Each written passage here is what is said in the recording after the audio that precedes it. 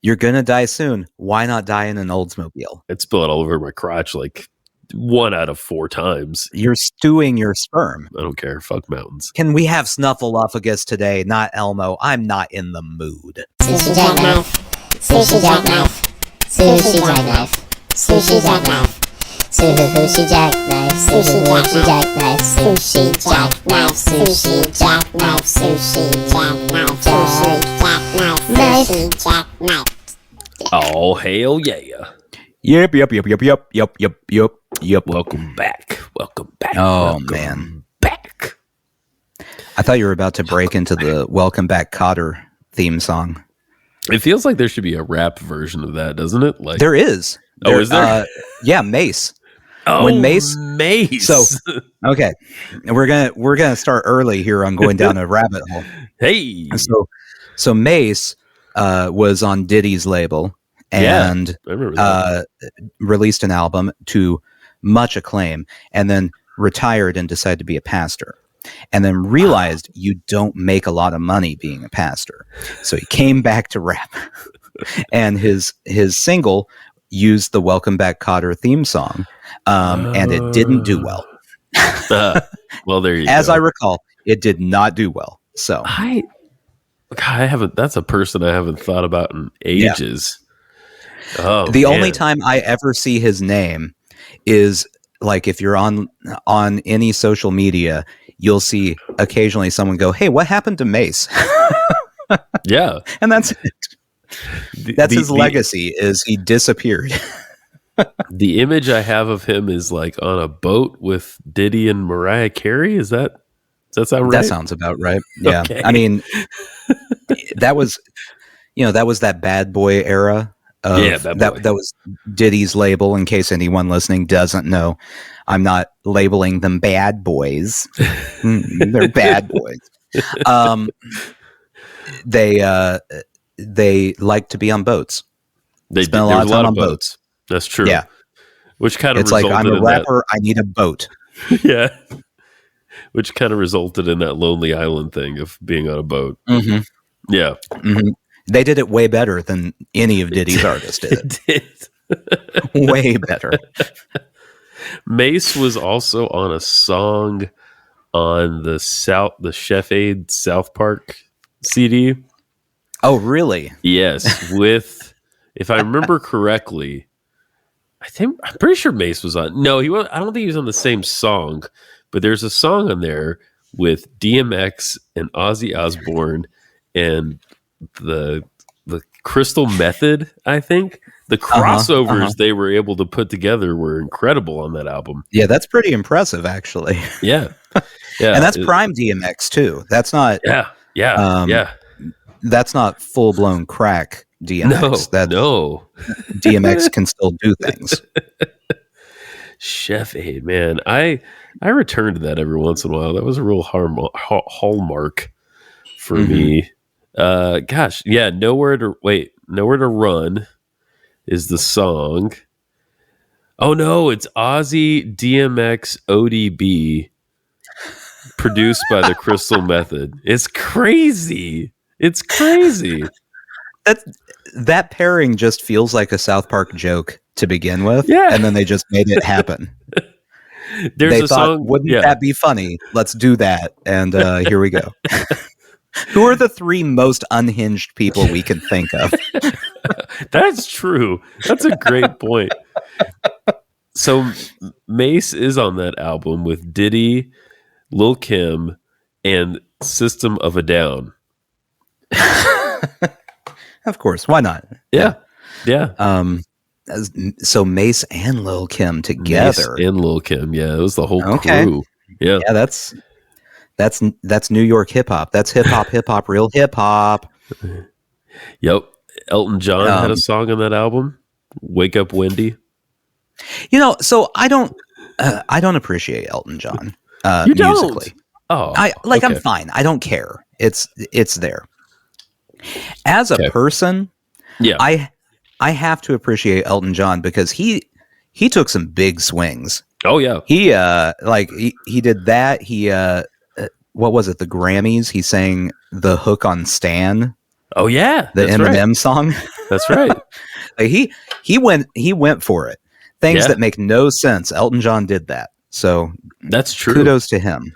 He shows up on a Collective Soul album, I think mainly because he lived in Atlanta for, I don't know if he still does, but he did for a long time. Makes sense. Why not? Yeah. He's all over the place. Yeah. Elton John's all over the place. Yeah. He has eras too. He's one of those artists like a Bowie or like any number of other people who goes through sort of. He's not Bowie. He's not Bowie. No. He has eras like Billy Joel had eras. There you go. We'll compare him to Billy Joel. I feel like that's more comfortable for me.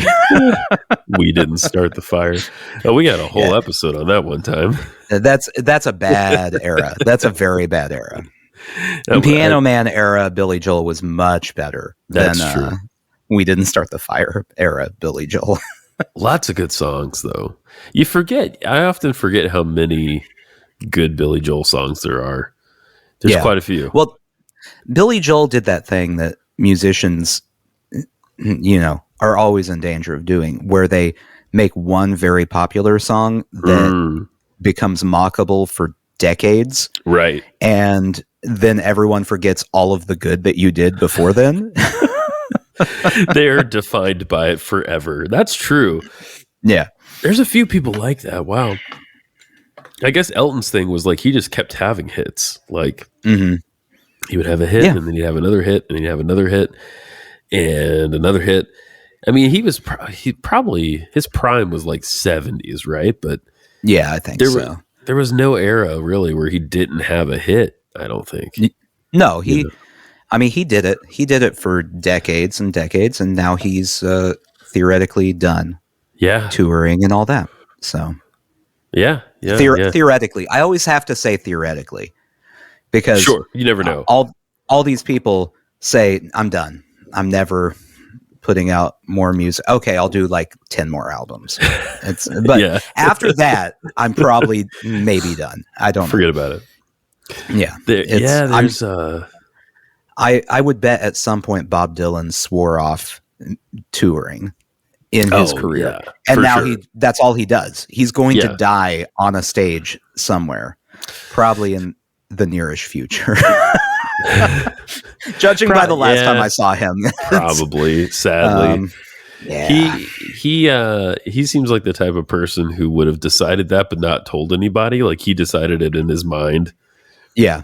And then that was just what it was. Yeah. I'll add to that. I think he decides things in his mind and then is shocked that other people didn't know he decided that in his mind. Right. Oh no, I talked about that to myself like 6 months ago. Why do you guys not remember that? Weren't you there? No, he totally seems like that kind of guy. The kind of guy that needs somebody to literally read his mind. Mm-hmm, yeah. Mm-hmm. Like, I heard that Paul McCartney got his old bass back. Did you hear about that? No. I don't. What happened to it? Where was it? Well, it was the bass he had back in like the early days when they were playing in Hamburg. That old of a bass. Okay. Yeah, and it it changed hands a bunch, and I guess it ended up with some collector or something, and they gave it back to him.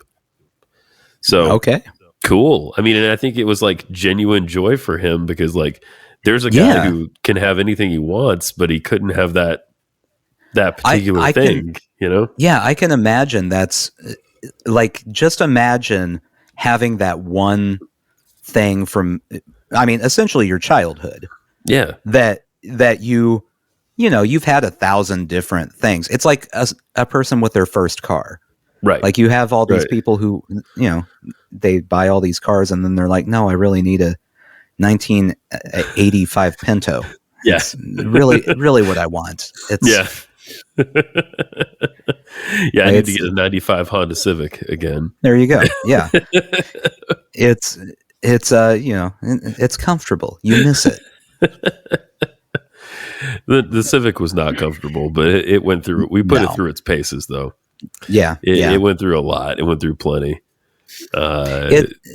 I mean, that's how all first cars are. My first car, I don't think we've ever talked about my first car. No, was a red Oldsmobile, that I got from my grandma.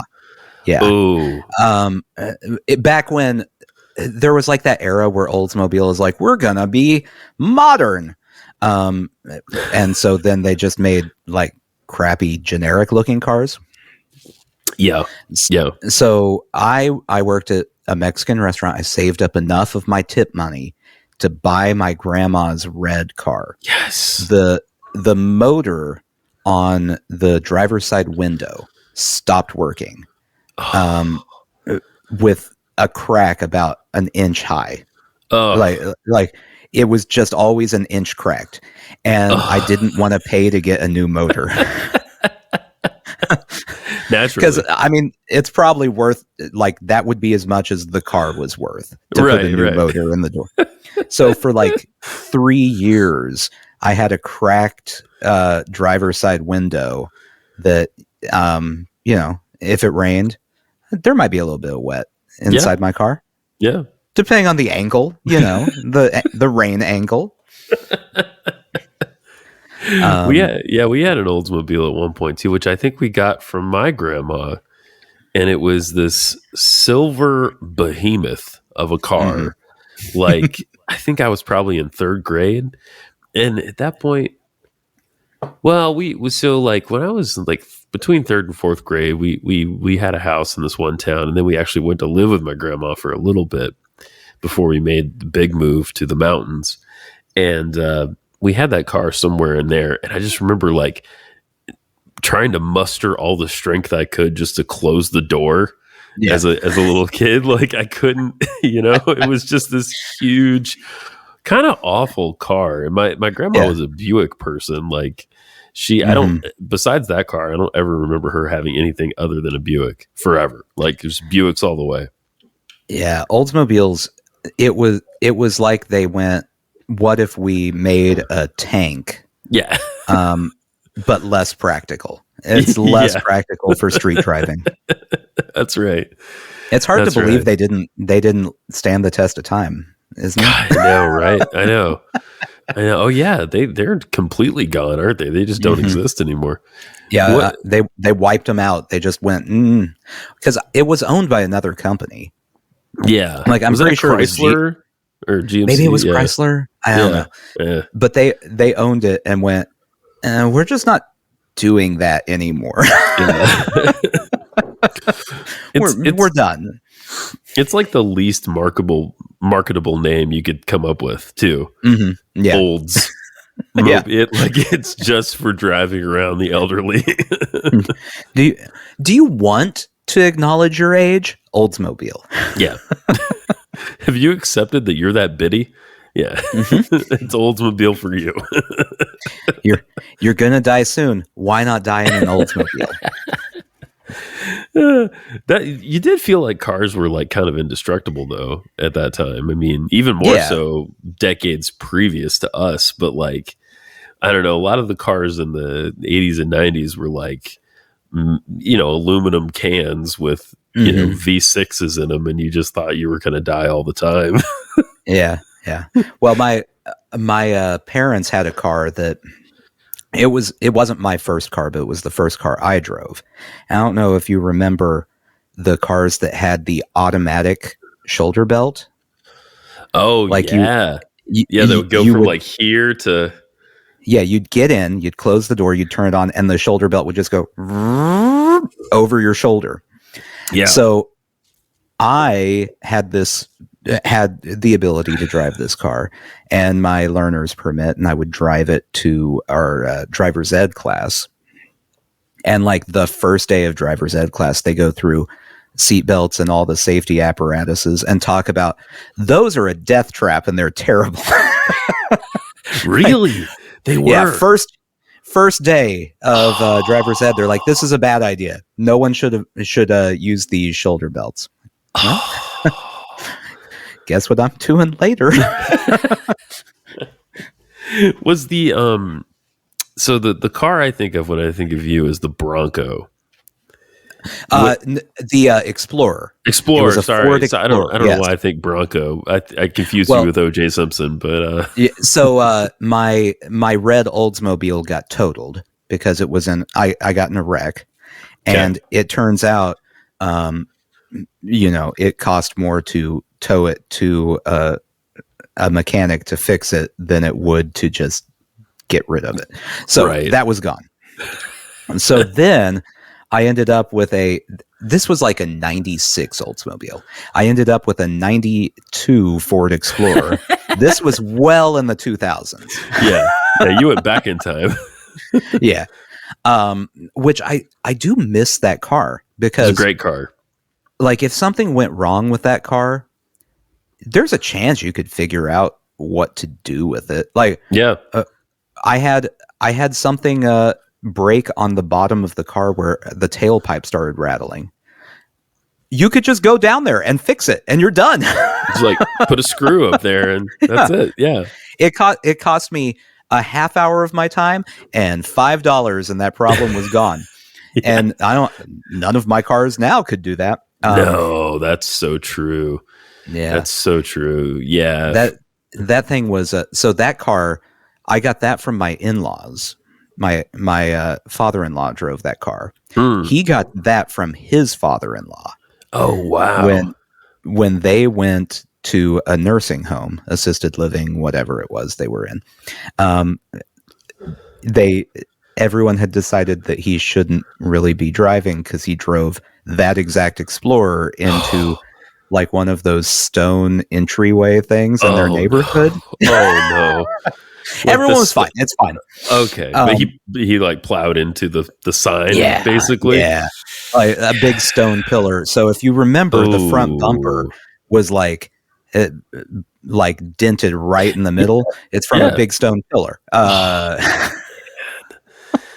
And how hard do you have to hit that thing to break any part of a 1992 Ford Explorer? You can't break those. It's actually made of steel. Yeah. Yeah. In that car, I had someone rear end me once and it damaged their car and did nothing to mine. Like, that's awesome. That's awesome. So they're out going, do we need to trade insurance? I'm like, no, this is your problem. I'm fine. I miss that. I miss the like ruggedness of things like that. Cause now, I mean, everything's made of not even tin anymore. It's made of fiberglass and stuff. Mm-hmm. And like, I guess maybe the cars are actually safer now. I don't know, but sure, whatever. They don't feel like it. Yeah. Who wants safe? I want to feel like, I'm in Mad Max every time I'm driving down the interstate. Yeah. I'm going to careen out of control at any point in time. It's fine. There you go, man. Yeah, I had the Honda, the red 95 Civic 4-door. Great little car. We drove it so much. My family before they gave it to me. And then I had the 2001? Yeah, 2001 Wrangler for a long time, which was awesome. I mean, it's terrible for like gas mileage or anything like that. And we drove that car to multiple states and back. And but so you're the reason there's climate change. It's you. That's right. Yeah. Okay. Yeah, I'm the reason that we apparently had a baby winter in New England this year. Baby winter. Oh, it was more than enough for me. The locals keep telling me how mild it was, and I said, no, thank you. I don't want to see what it can be like. Then this was quite enough. They say it was mild, and then you punch them in the face because you hate what they're saying. That's right, old lady. You shut up. Literally yesterday, this elderly woman was like, "Oh, you're from Tennessee?" I was like, "Yeah." She's like, "Oh, this was nothing this year." I was like, "Okay, pressing my buttons, lady." Yeah, right here. You're working my last nerve, and I can't. Oh man, Roy had some great cars too. Man, he did. He had two that were iconic to me. We're almost three. He had a Chevy Love Truck, which was like the Chevy. I'm going to get this wrong because I don't know cars that well. It was like the Chevy orange, the Chevy red color, that like classic color. That was an awesome truck. We rode around that thing everywhere. And then he also had a Bel Air which was I don't know what year that car, like 60s, I guess that car was probably. Yeah, I remember the Bel Airs. It was powder blue. Yeah. And it had these little like it had little vents, or I don't know what the hell they were, in the floorboard that you could take out, and you could see the road passing under you as you were driving. Safe. Yeah, Good it was decision. Yep. That car was fun, what would though. be the purpose of? I mean, I don't think that's what they were for, but like, right? Yeah. In case you needed to Fred Flintstone your car, you could just pop those out. It was a super fun car, though. We took that to Atlanta a couple of times, I'm pretty sure, and various other places. But yeah, that was a fun car. Mm-hmm. Oh man, yeah, good times, good cars. I almost I saw a Jeep because the Jeep for my wife, she's right here, is the Jeep for her is like synonymous when we met and started dating, because I had it in college. And it was like the first car we took out on dates and stuff. And then we sold it like, I don't know, probably 6 years ago or something to a guy I worked with, because it was just like things were going wrong with it. And it was like, let's just get it like a reliable car. And she has missed it so much since then. And I don't even miss it as much as she does, I don't think. Yeah. You made the responsible decision, and that's not always the most fun. Exactly. Yeah. I know. Now you have these stupid, like fuel efficient cars that, whatever. There's no vibe. There's no vibe to those cars. No vibe. You want the vibe. Oh, I feel it sometimes too. I mean, I drive a Prius, and some days I just don't feel very, masculine. in my little Prius. What you should feel like is a person who drinks a daily oat milk latte in a Prius. That's the vibe for a Prius. Is you have I'm just no good until I have my oat milk latte. Yeah.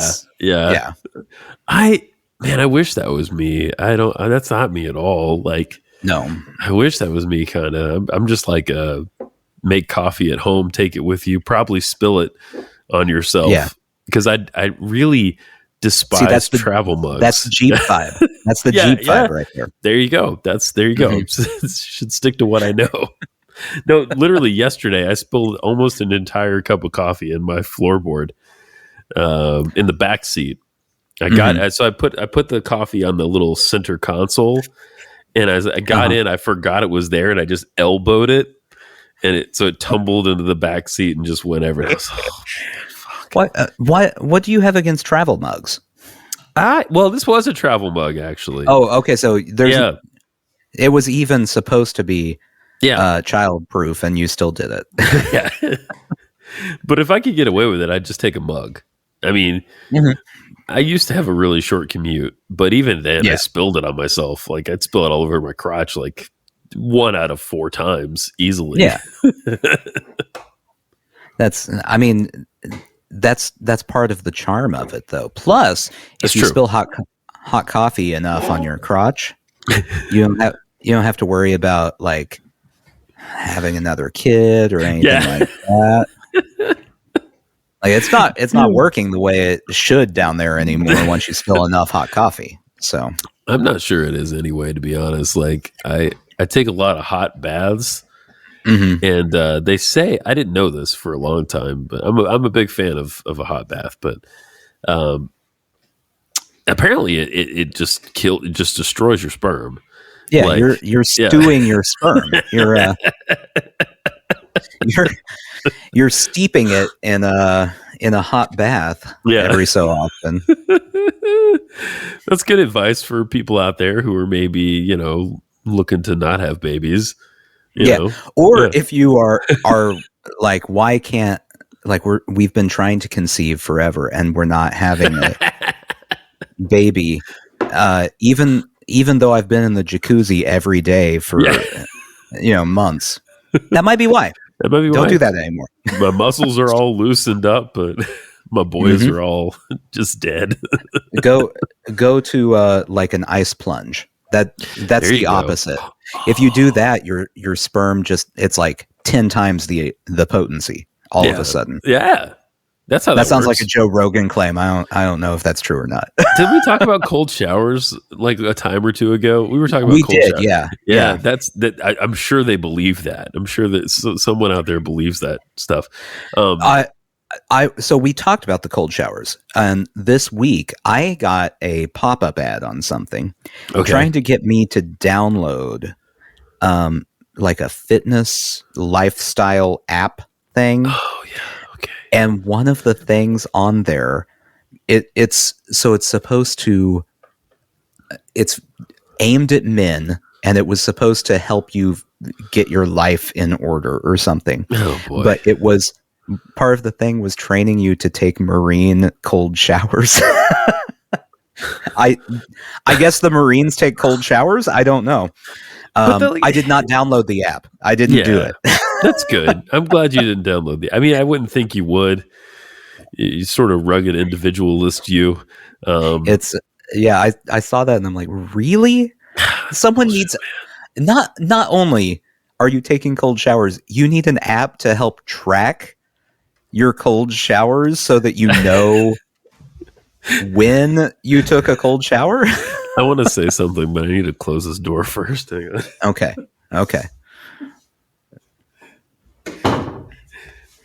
It's like you're not trying to conceive, like you're not tracking your like menstruation cycle, like,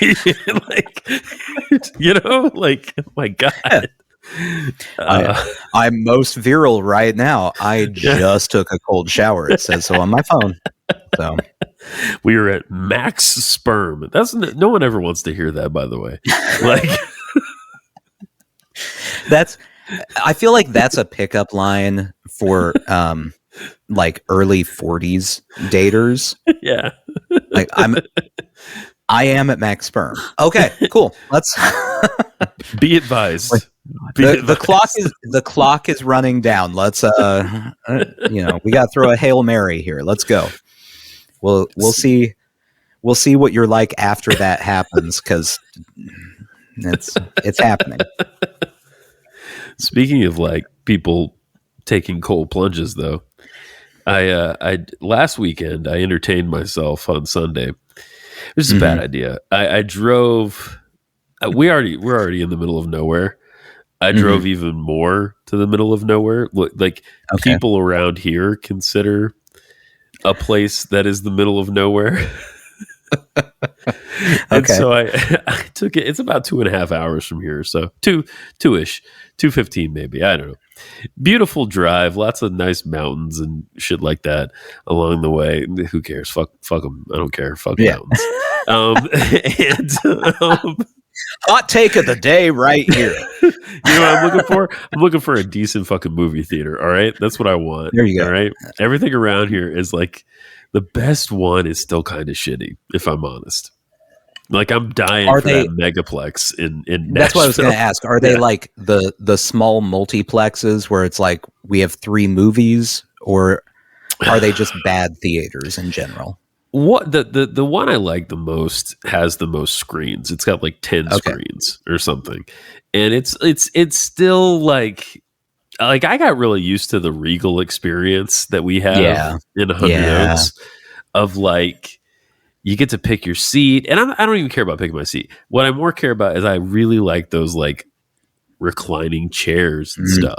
I'll pay like a couple of extra bucks to, and it's like, and the thing I really care about is like this picture and the sound, or what they're supposed to be, And here it's like a little bit of like a crapshoot as to, you know what I mean? Like, there's like a cool theater near here. Has a couple of screens, and it's a neat older place, but like, is the picture right? Like, is the shit lined up? Right. Like, is the sound right? I'm not sure. Have you ever had one of those movie experiences where the sound is just slightly off of the picture? Oh, yes. Yes. Oh, I cannot. So annoying. I have like a higher than average sense of that apparently, because I will be watching TV and go, I can't watch it anymore. I can't do it. And whoever I'm watching it with will be like, it's fine. It's not fine. It's a full 2 milliseconds off. It's no good. Fix it. You should work in ADR, man. What is it? Automatic dialogue replacement. You should work in that world, man. You'd be good at it. It's just lip flap. You know? It's so. So this was my worst Netflix experience ever. All right. What was the name of the show? Is like How to Sell Drugs Online or something like that. I heard of that show. Yeah. Okay. So I just saw the show and went, that looks interesting, and started watching the first episode. I think it was a half-hour episode.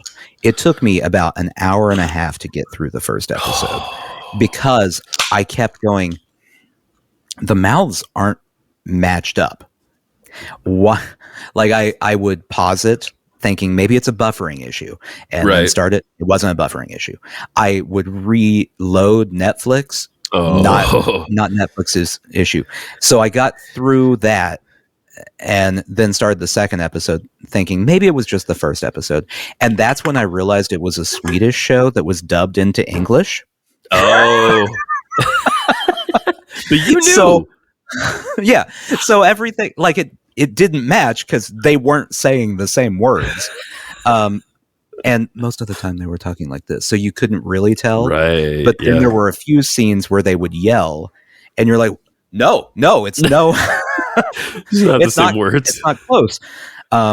So yeah, I had to stop watching the show. Number one, because I can't handle that it's dubbed, and number two, just out of sheer embarrassment, that it took me like 2 hours of my life to figure out I was watching a Swedish TV show that was dubbed into English.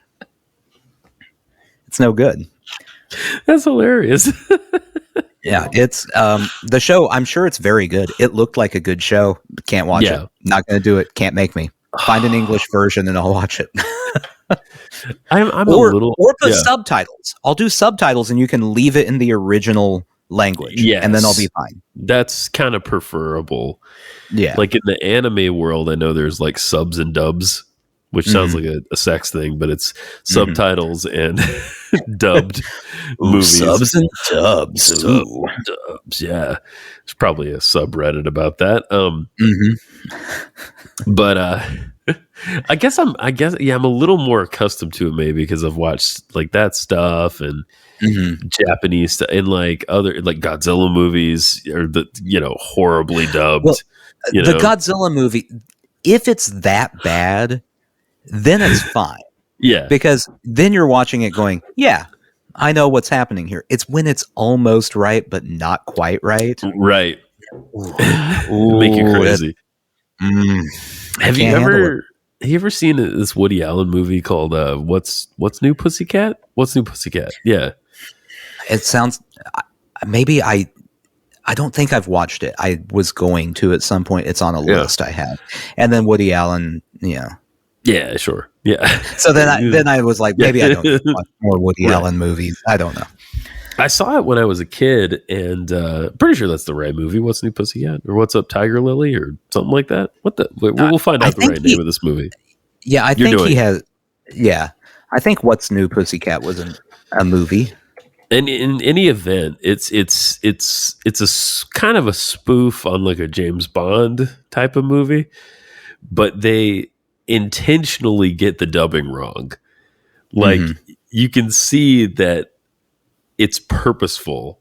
The mouths are moving and the words are coming after or before the movement of the mouth. So it's that's what sucks about him. It's such a brilliant idea of like everything he did was brilliant. That's the problem. I know. That's part of why it took that long for anything to happen to him, because everyone was like, yeah, but did you watch Annie Hall? Yeah. Like you are allowed a certain amount of bad behavior if you've done a really great work at some point. Like how many anti-Semitic things did Kanye West have to say before everyone was like, all right, maybe we don't buy more Yeezys. A lot. We'll just stop making those. Yeah, it was a lot. Like he went through like a 2-month spell where it was just nonstop anti-Semitic, and that's when Adidas was like, all right, we're gonna stop. We're gonna stop now. It's no, totally. It's What's New Pussycat was a 1965 screwball comedy written by Woody Allen in his first produced screenplay. Whoa. Okay. Well, that's part of the song too. Is What's New Pussycat? I think it's Tom Jones. Whoa, whoa, whoa. And I guess that was probably another TBS movie for me. That sounds like TBS ruled my movie viewing for years. Mm-hmm. And yeah, I think that's where I saw it. And yeah, even then I knew that's what they were doing. This is going to sound like an old person complaint now. Okay. But I'm fully prepared for it. That's one thing that I really hate about streaming. Yeah. Because you can go through and pick movies. And like when we were kids, we watched what was on whatever channel. Yes. Like how many movies did I watch on Comedy Central growing up just because I wanted to watch something and it was on Comedy Central? Yes. And some of them were very good and influenced my sense of humor, and some of them were Rob Schneider. So sure. Like it's a grab bag. It's not always a win, but right. Now, you go to Netflix and you're like, that doesn't look good. That doesn't look good. That doesn't look good. All right, I'll watch that one. No good. Oh, I struggle with this big time. Like, we currently have, we have Netflix again. I don't think we have Hulu anymore, but now it's like part of Disney, so I don't even know. We have Disney. We have HBO, which is usually my favorite. That's the one I like decide to watch things on for some reason. I don't know why. Yeah. And then other stuff. And I think those are the main ones we have. And I just I literally go through, I add things to my list, a lot of things. It's just like crossing that edge to be like, okay, I'm going to watch this now. Even things I've seen that I know are great. Like today I was like, I'm going to watch Hunt for Red October. I've seen it. I know it's good. I haven't seen it in probably 12, 15 years probably. Yeah. And I could totally watch it right now and probably really enjoy it. I didn't watch it. I sat there and looked at it for a while and I was like, no, not going to do it. Not going to do it. Yeah, we have on our Netflix queue, we have movies that have been on there for like 4 years. Oh, yeah. Because you're like, oh, that looks good. And then every single time you turn on the TV, you're like, I'm not really in the mood for a documentary about whatever. Yeah. But they do have The Office on Peacock, so we'll watch The Office again.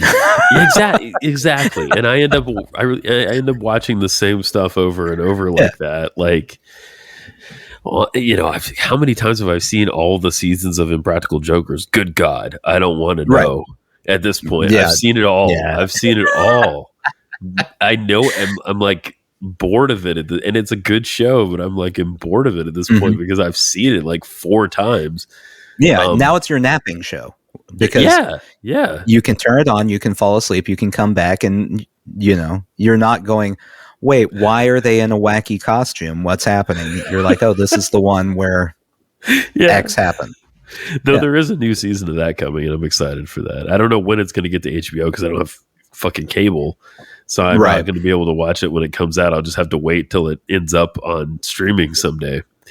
It'll be there. It'll be there eventually. Yeah. It's waiting for me, all the, I think about this with my kid though, that, Oliver has constant streaming choices, and he never has to settle. Right. For watching something. Right. It's always getting to pick exactly what he wants, and he's going to miss stuff. He's going to miss a lot of things. Well, that's what happens. It's funny because now So my other gig now is involved, I'm teaching, and so I'm interacting with like college students, right? Gross. And it is. And they're like, so like some of them are not that different from us, say, right? Like they're not that different from any other person I've met. They're just tricking you. They're different. Right. Well, maybe others. Yeah. At least they're able to fake it for the 3 hours that I'm with them a week. There are others who cannot fake it.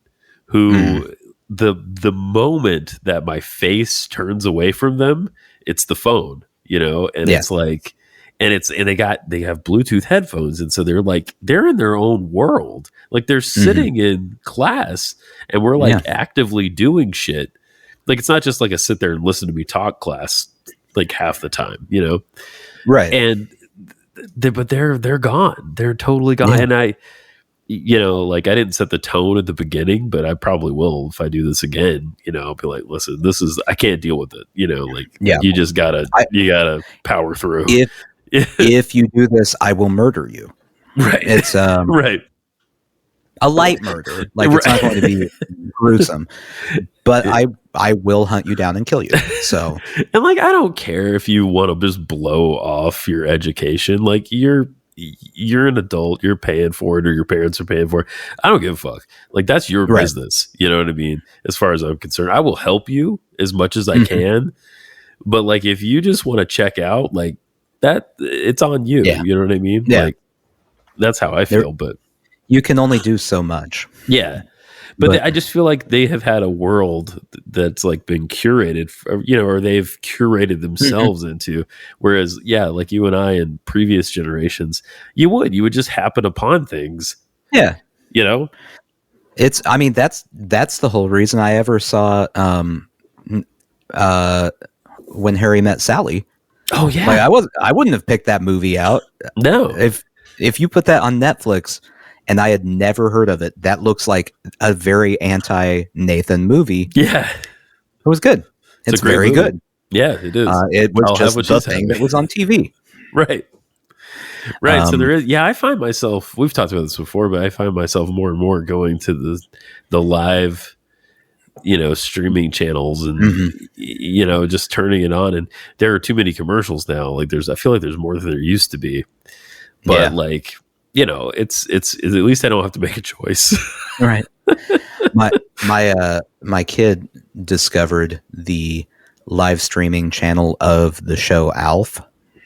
Oh, nice. And has made us watch a few episodes of Alf now. Nice. Yeah. Which is, that show does not hold up. It's very bad. It's a very bad show. I'm not surprised. That it's not good. Yeah. It's, and it's not even like funny bad. It's just like, oh. Yeah. Oh, those people are having to act with a puppet. Oh. I had Alf everything when I was a kid. I have Alf cassette tapes, like Alf stories on cassette. Yeah. I had Alf books. I had Alf all kinds of stuff. Yeah, I got started looking it up because we were watching it. So apparently, the humans in the show resented the show because Alf became like the breakout star, right? And these humans, meanwhile, their experience with Alf, because of the way it was set up, like apparently they had holes in the set everywhere, so the puppeteer can be there, and that makes sense. So it took forever to get each shot set up. They hated Alf. They hated that puppet more than anything on the planet. Because it was like having a prima donna puppet that you're just constantly waiting for him to be ready to film. Oh, that's hilarious. What punishment for these people. Yeah, it's the dad. So they got canceled, right? And they weren't expecting to be canceled. They did 4 seasons. Okay. Season 4 ends in a cliffhanger. And then they found out they were getting canceled. The dad, they said, okay, it's a wrap. He walked to his dressing room, packed up his stuff, drove away, and left. He didn't say goodbye to anyone. He didn't go to a rap party. He did nothing. He just left. That puts a new spin. And like, if I were to watch it now, I'm glad to have that background information because it would make me watch it differently. I was, after I read that, I was looking for holes everywhere. Like what false like trap door do they have set up on the table so that Alf can be over there? What do they have? That's awesome. That's awesome. Yeah, I just, the idea that you hate a puppet so much that you're just like, I'm not even saying goodbye. I'm leaving. I'm done with you people. I'm moving on from Alf. That is funny. It's the inanimate object and all of that. I mean, just like, oh God. And I could see it. I could see it in myself. I could develop a hate for, for a little like puppet thing. And, well, I've always assumed that on Sesame Street, there had to have been some of those humans. Because, like, you don't end up on Sesame Street because you're like an accomplished good actor. No. you end up on Sesame Street because your career is not going well, but you're good enough to interact with Elmo. Yeah. There have to be people who just loathed Elmo. Oh yeah. That were on that set. Like, oh yeah, definitely. Oh, it's another Elmo scene. I'm gonna burn the studio to the ground. Oh boy. Oh, can we have Snuffleupagus today? Not Elmo. I'm not in the mood. I can't imagine. Yeah. I can't imagine that they were always pumped that they got to be in the room with Elmo or Grover or any of the really loud, annoying ones. Well, and as like a contrarian type of person, like you and I tend to be, like, people treat Sesame Street and all of the hints and things with such joy and reverence as they should. I mean, it is pretty amazing, right? Like a lot of what they did. A lot of what he did. Yeah, it was amazing. Yeah. It was amazing. But just because of that, it would be like, you don't know the real. Let me pick this apart for you and ruin it for you. You have no idea what we go through. That's right. We had to pause 30 minutes the other day so they could run a comb through Elmo. That guy. Yeah, it's I wouldn't be able to handle listening to Elmo while you were filming. And knowing that there's a grown adult underneath Elmo. No. And what's it like for them? Like, does it start as like, okay, this is a really good gig? And does it eventually become the thing you despise most in the world? I feel like it would have to, right? Right. Although I guess if you're on Sesame Street, like if you're a puppeteer, that's like the big leagues. That's making it as high as you can go in the puppeteer world, because there's not a lot of places for puppeteer success. Right. It's like you either are on Sesame Street or you become Jeff Dunham, and those are your only two choices for becoming a successful puppeteer. We were so enamored with Jeff Dunham in my corner of the world when he first came out. Oh my God. The people of North Georgia were overwhelmed with Jeff Dunham. Okay, so you've experienced Jeff Dunham. Did you ever find Jeff Dunham actually funny? I mean, maybe at one point, but now I would. I mean, honestly, I would do the research. I would watch a couple of specials just to see what my reaction is. Oh man, I've tried. Like, I mean, not in a long time, but when he was the biggest thing on the planet for like 2 years, I tried. I don't get it. I don't understand. It's not funny. And I also don't think he's that good. I can see his mouth moving when he's being the ventriloquist. So yes. Oh, totally. Be better. Be better, Jeff. That's right. And in all of his marketing, he's like, he's totally crazy. Yeah. That gets old fast too. I think that's my big thing about any comedian is if you are a comedian that's marketed like, oh, they're unpredictable. It's going to be a wild show. I'm not interested. I don't want to see Bert Kreischer. I don't want to see want to see Jeff Dunham.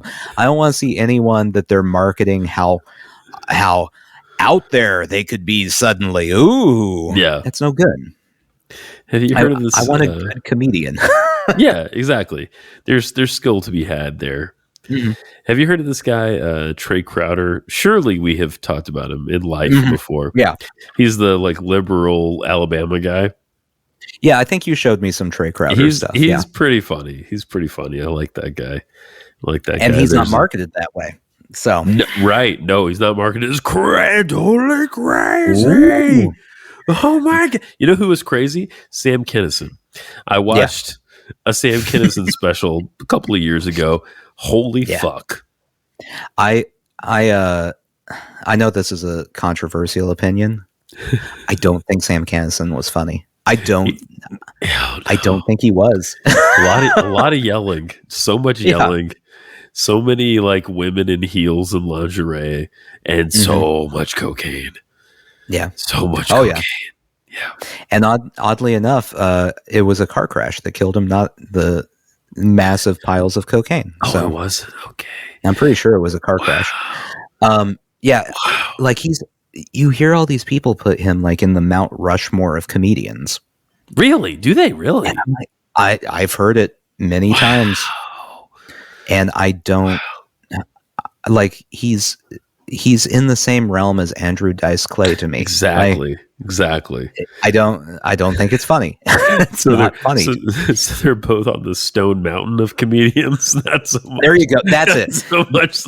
You know what? That's what everyone always does. Like the Mount Rushmore of everything. There needs to be a Stone Mountain of everything. Like Mount Rushmore of NFL quarterbacks. You know, you got Tom Brady. Patrick Mahomes up there. We'll go Peyton Manning. Sure. Joe Montana. We'll put them up. Great. The Stone Mountain of quarterbacks. Ryan Leaf. We'll put Eli up there. Yeah, sure. just all the other quarterbacks, you know, that you're like, ugh. Michael Vick, because you know he was great, but that's the Stone Mountain needs to be the most problematic of all of the whatevers. So quarterbacks, it would be Michael Vick. I'm still going to put Ryan Leaf on there because he didn't last very long in the NFL, but he also got arrested several times for different things. Oh boy. I don't know Ryan Leaf. So in the what year was it? Well, the draft Peyton Manning went in. Okay. There were two quarterbacks everyone wanted. There was Ryan Leaf and there was Peyton Manning. The Chargers chose to draft Ryan Leaf number 1 overall, not Peyton Manning. Wow. Ryan Leaf played, I believe, 2 seasons. Whoa. And Peyton Manning was Peyton Manning. He's still Peyton Manning. Yeah. Yeah. It was 1998. The 1998 draft. He played 1998 to 2001, and then was gone. Wow. Yeah. Not great. Not great. He's turned his life around. So that's good. He's a good talk show guy now, but not a good quarterback. Very bad. Anyway. Do you put what's the Christian guy? Do you put him up there on the Tim Tebow? Tim Tebow. Do you put Tim Tebow up there? Yeah, I feel like Tim Tebow just by default has to be up there. Just because, This was a guy who was like claiming he was a virgin, like while he was an NFL quarterback, correct? Yeah. I don't see it, dude. I don't see it. Maybe in like that youth group technicality way. Right. Like, I'm a virgin. We've just done hand and mouth stuff. It was just anal. It doesn't count. It's that's the most bizarre one to me. that if you you do that, it doesn't count as sex. I've known multiple people who thought that. I'm like, wait, back up a minute. That's like more than regular. You know what I mean? Like, yeah, well, I would think so. I mean, that's an escalation from like normal activity to something far more deviant, I would think.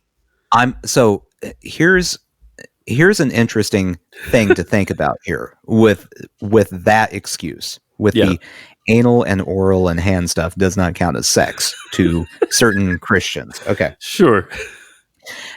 They are also going to be the Christians that are most anti-gay. Absolutely. But based on their rules, those the gay people that they are judging have never had sex. They're still virgins. Oh, because you're right. There's not a vagina involved in that. Right. So you can't say they're wrong. It's a logical fallacy for you. You have to pick one. Either you were wrong or they were wrong, and or no one was wrong and you're just idiots. You're right, because we'll go with with dudes, it would all be sodomy, right? Which isn't sex, according to the Christian Youth Group of America mentality. Yeah, but like I remember in Georgia, like I think they outlawed sodomy at one point, like explicitly. Like either they were like, we're going to re-up it, we're going to re-up the outlaw, or we're going to establish new outlaw. I'm not sure. And then that means for women, like they just never did anything, right? Like it's nothing that two women you're did at a net count. Zero. You're at a net zero. Nothing ever happened. Nothing was good or bad. It just was an event that took place and it didn't count. So if I'm honest, this is how I thought when I was growing up, to be honest, like in the milieu that I was in, that's sort of what I thought, honestly. Like someone needs to go around to all of the very staunch youth group people who are using anal as an excuse and point this out to them and just watch their heads implode. Because they can't be wrong. Right. But they have to be wrong somewhere along the line in that theory. There has to be an incorrect answer somewhere. It's such a reach. It's such a reach to be like, no, that's not it. This is it. That is not it. And then you think to yourself, wait a minute. It was just the tip. That doesn't count either. Don't worry about it. It's Is it ever just? It's never just. Like people say that, but like once you're in that situation, it's very difficult to not. I would like to know the specific situation where it was legitimately just the tip and how that happened. Yeah. Like there had to have been an interruption or something that happened because exactly. Otherwise it's weirder than anything else you can do in that situation. That's true. That's true. It's going all the way back to cold showers. It's like, so when I drove out to the middle of nowhere, the middle of nowhere, right? Yeah. I saw a sign for welcoming to the town the winter swimmers. Okay. Gross. Yeah. And I'm pretty sure I saw the winter swimmers. I didn't get close enough to tell. I should have driven by one more time because I did like 3 passes trying to figure out what was happening. And they were out on like a partially frozen lake, and there were little like pennants all around them and stuff, and people standing there. And you know that sound that like ice makes on a lake? Yeah. That crazy, like, Yeah. whoop, whoop, whoop, whoop, whoop, kind of crazy sound. I was hearing that. It was so, and I'm thinking, was that like some big dude like jumping into the ice cold water? Was that what that sound was? Man, I don't know.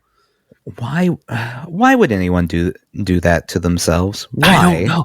There's nothing else to do here, Nathan. There's nothing else to do. There's nothing else to do, so they're like, how cold could we be? Have you seen the movie theaters? They're shit. I can't recline or anything. It's ridiculous. Oh, boy. Yeah, no. So it looked like about 25 people out there. I'm guessing like 7 or 8 of those were actually diving into the ice cold water. But there you go. I mean, yeah. And the dumbass birds land on it. They land on the ice. These stupid fucking seagulls. What is wrong with your area of the country? I know. It's all backwards. It's all backwards. But I did see a bald eagle the other day too. I did see a real bald eagle. That's true. I saw that. Yeah. I need to go back and correct myself. I've looked up Ryan Leaf. He was actually drafted 2nd overall, behind Peyton Manning. Still a bad choice. Also, he got a 27 on the Wonderlic test, in case anyone needs to know. A 27 on the what? The Wonderlic test. I don't know what that is. Okay, so for every player in the draft, they take this test called the Wonderlic test that is supposed to assess like your problem solving and how smart you are. And it's a score of like up to 50. Okay. Let's see. What's the highest anyone's ever gotten? That's not helpful. Oh, here's some sample questions. Hold on. Okay. Let's do this. Oh boy. All right. Okay. Oh shit. Okay, so it's a time test, but we're not. You have in normal time you'd have 30 questions in 8 minutes that you'd have to answer. Okay. So you got to answer these quick. Okay. All right. I'll try. If a piece of rope costs 20 cents per 2 feet, how many feet can you buy for $30? 50 feet? No, that's not right. That's not right. Which of the numbers in this group represents the smallest amount? A, 0.3, B, 0.08, C, 1, D, 0.33. 0.08. There you go. Thank you. A high-speed train travels 25 feet in a third of a second. In 4 seconds, the train will have traveled how many feet? 25 feet in a third of a second in 4 seconds? So 4 times 3, 12? What, 12 somethings? No, that's not right. Okay. A clock. wait. No, I want to figure this one out. I want to figure that one out. Wait, give me that one again. 25 feet in a third of a second. Okay, 25 feet. 4 seconds. How far did they go? So it's going to be 75 25 feet per times second. 3. Yeah, 75 times 4, whatever that is. Yeah, so that would be, what, 300? Yeah, sure. Yeah, 300. Okay. A clock lost 2 minutes and 38 seconds in 78 days. How many seconds did it lose per day? 2 minutes and 38 seconds in 74 days? I mean, I need a calculator. Days. 78 days? No, you're not allowed a calculator. This is to decide 2 minutes whether and you can 34 seconds. Yeah, whether you can be in the NFL or not. Oh, I can't be in the NFL, I don't think, because I don't know. I need some paper and shit to figure that out. Yeah, let's see. The highest score, there was a perfect 50 that a punter got one time. Oh, smartest guys in football, huh? Yeah, he went to Harvard, so that tells you something there. There you go. Let's see. Ryan Fitzpatrick, who also went to Harvard, that's a quarterback, got a 48. Let's see. Ryan Fitzpatrick. Yeah. Oh, that's the guy that's on TV now. Yeah. Lowest scores of all time. This is the more fun one. Out of 50, quarterback Vince Young got 6. 6. Yeah. The Titans drafted him 3rd overall, and that didn't work out. Running back Frank Gore. Now, he worked out. He's a Hall of Famer, or should be a Hall of Famer. All right. Got a 6. The lowest of all time was Morris Claiborne, who got a 4.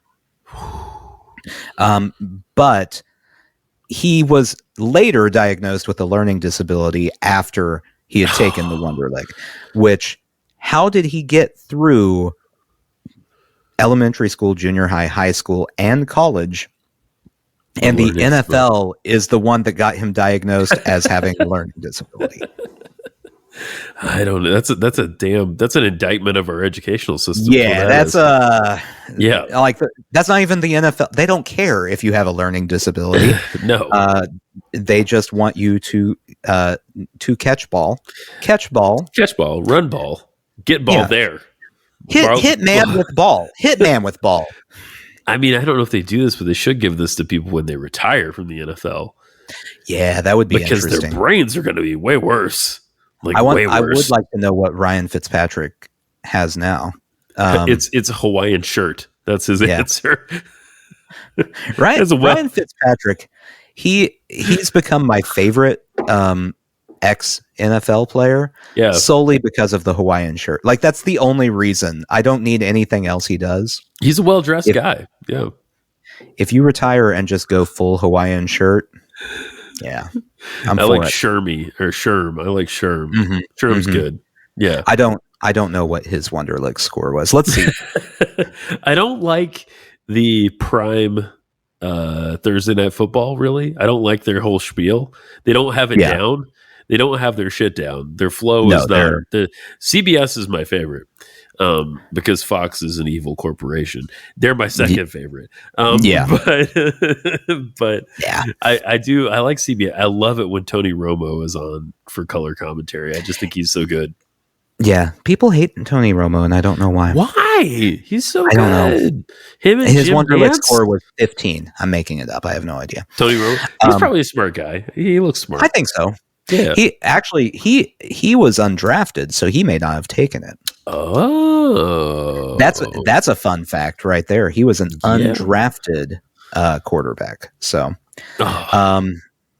maybe one of these days we should take the Wonderlic and we should see how we compare to NFL players. Yes, you're going to do better than me. I can tell you that right now. But I mean, that doesn't. We're not comparing ourselves to each other. We're seeing where we fall on the NFL. That's fair.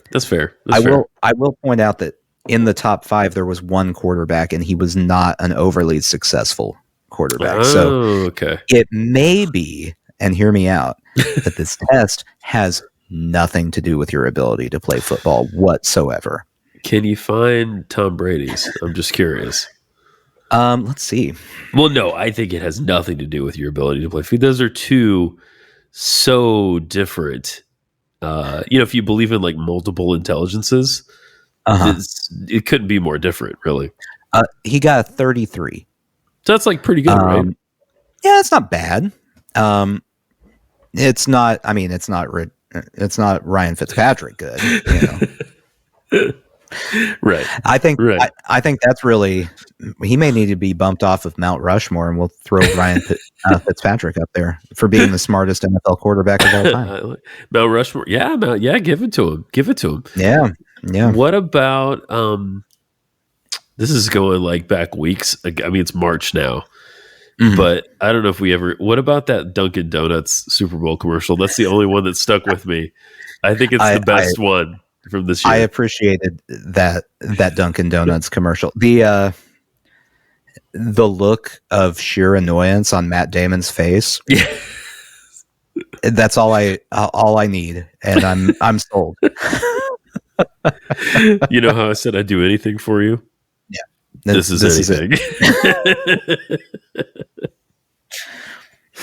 Good. The look over at Jennifer Lopez going, I'm sorry. I'm sorry. I didn't know. And Tom looking completely like oblivious as to what's happening. Yeah. But I don't know what happened with Tom Brady. So Tom Brady played for the Patriots for, I don't know, 4,000 years. it seemed like a long time. Yeah. Yeah. And I hated Tom Brady. Sure. Because number one, he played for the Patriots. And number two, he just didn't seem like a fun guy.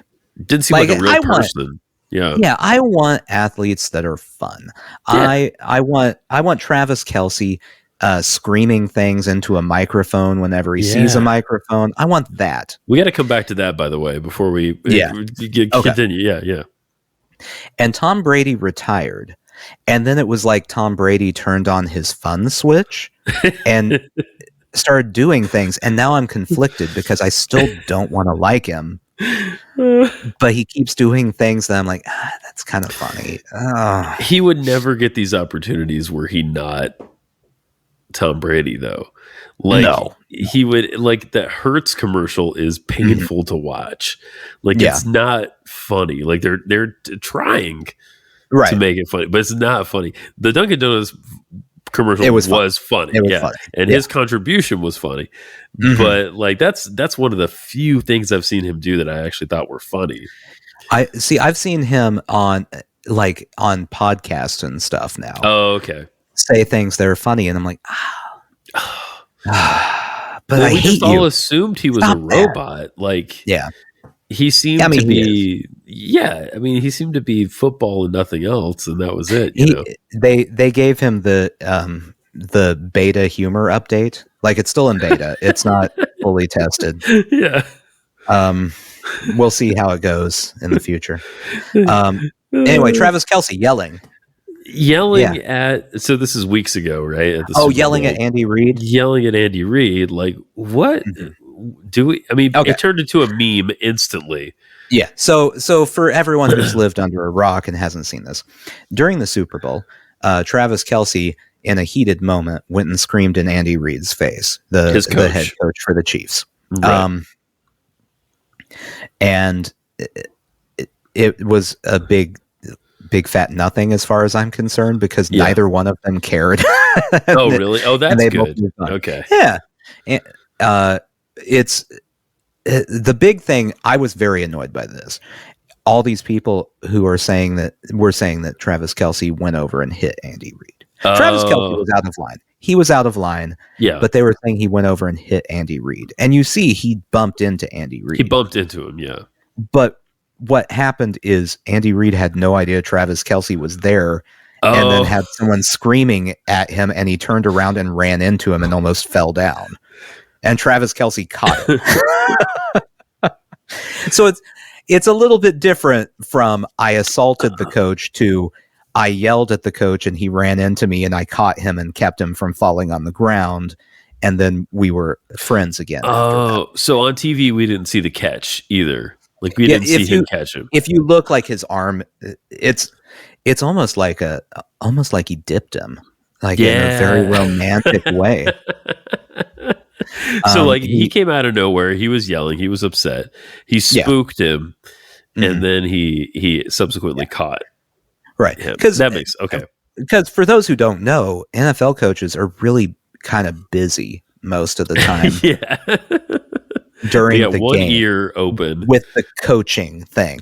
Right. So he's very not focused. He's not on the lookout for screaming tight ends. They sneak up on him. My girlfriend's here, don't you know? Yeah. Yeah. And whatever it was, it worked because they won. So he subsequently he did put him in more, and they did win. So all is well in the world. The thing I saw was he was upset because, and I don't know if this is true or this was speculation. Okay. It was right after a fumble that the Chiefs had lost. Yes. And he was off the field, but the guy who caused the fumble is who he would have been blocking had he been in on that play. So he was upset he wasn't in on the play to block. Okay. Which fair.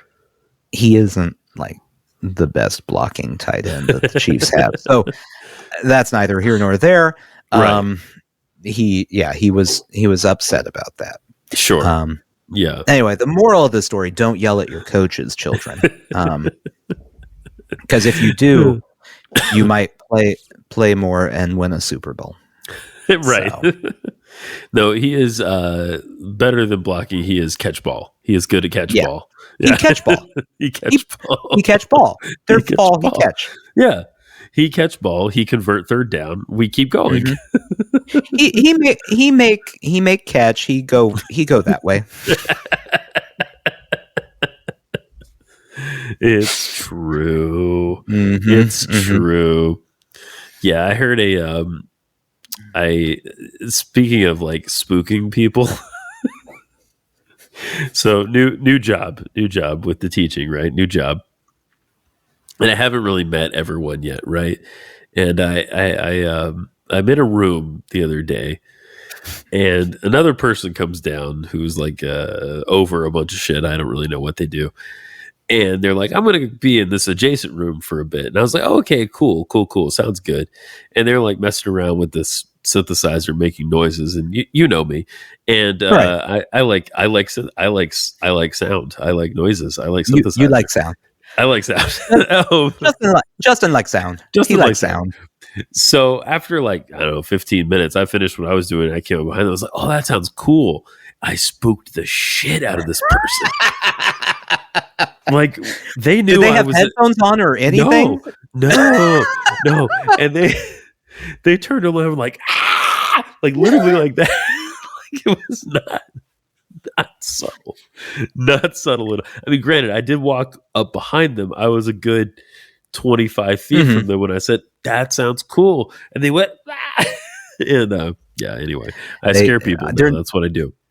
They're not used to in New England people appearing behind them and showing interest in what they're doing. They expect you to be disinterested at all times. And enthusiasm is to be distrusted. That's right. If you have enthusiasm, you dive into the lake until you knock it out of yourself, and then you're ready for the full winter. That's it. I need to go winter swimming a few times. That's it. That's the whole thing. Then I'll be right. And virile. Very virile. Very virile. Very. So many sperms. That's it. No. No. I want to go the other way. Okay, so you need like magma diving. Yeah, I need those like hot springs and shit. Like that's what I need. There you go. I don't want to make any more children in this. I love the one I got, but I don't want to make any more. Like, please, thank you. I'm good. That's good. You don't want to have to share the love. That's correct. That's the nice way of saying it. That's right. The correct parenting way of saying it is, oh, please God, no more, no. We're in the same situation that we both have just the one kid, and that's and I'm fine with that. Yeah, me too. I'm good with that. Yeah, we're done. That's not happening anymore. So get an imaginary friend, kid. Today, my kid with the dog. That they were having such fun together, and that's rare because they usually fight. They usually fight like they're actual siblings. Not like, I love one of them more than the other one, which is the dog, right? Yeah, it's definitely the dog.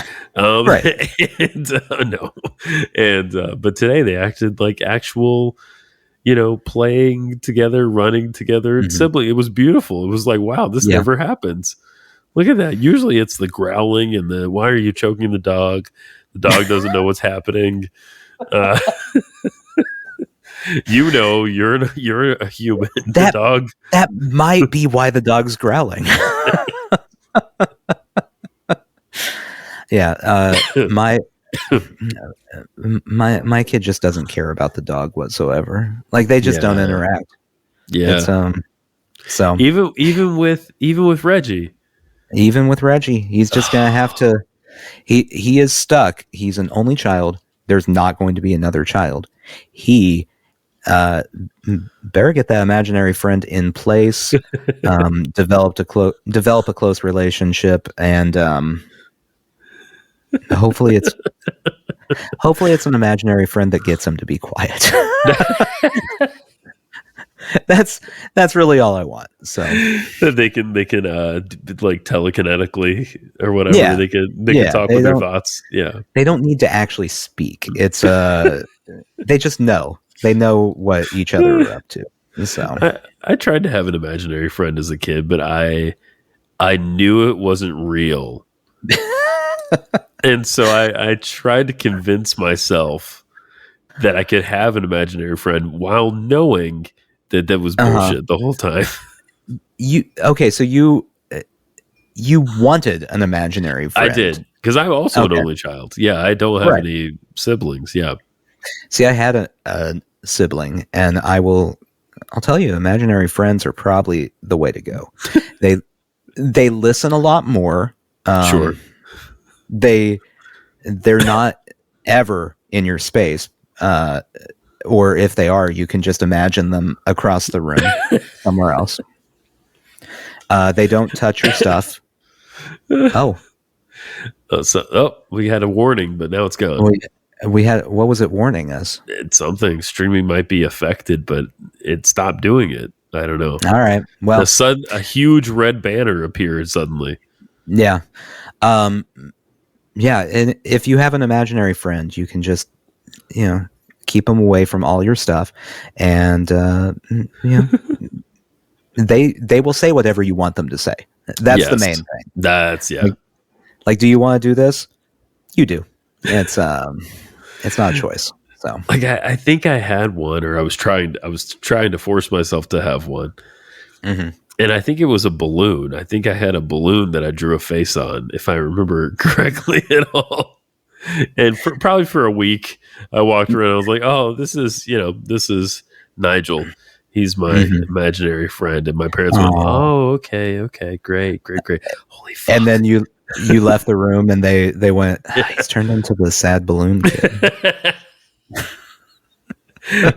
Nathan, I had these turtles. I had these two plush. This is real. I had these two plush turtles. I was going through a lot. This is like towards the end of elementary school, 5th, 6th grade, maybe. I had these two plush turtles that I don't know if they were McDonald's toys or what they were. And I had them in a shoebox.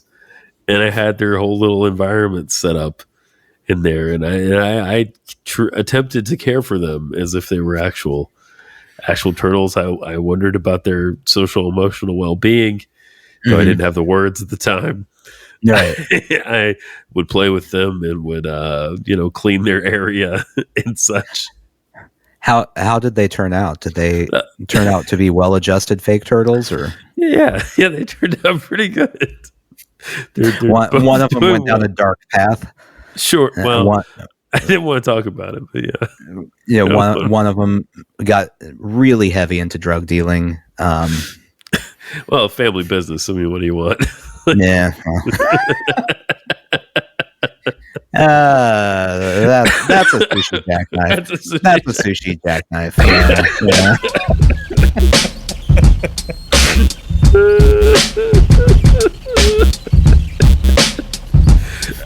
Okay, I'll turn it off.